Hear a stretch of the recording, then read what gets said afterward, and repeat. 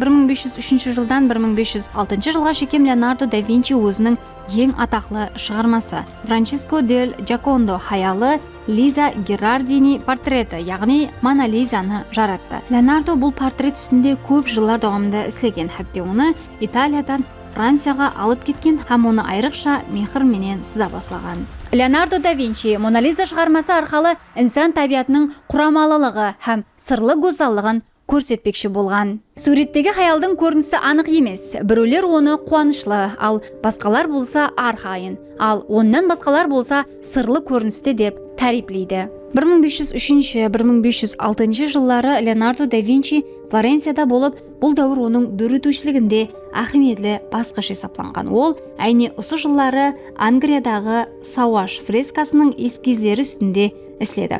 Бұл жойбар Флоренция Палаззо Веккиодағы мәслихат залының дивалын безеу үшін бөлшерленген болып, Леонардо бұл үлкен тарихи Сауаш сахнасын жаратуда 3 жыл davomida минет еткен. Бірақ фреска толық тамамланбаған, һәм тек эскизлері һәм нұсқалары ғана сақланып қалған.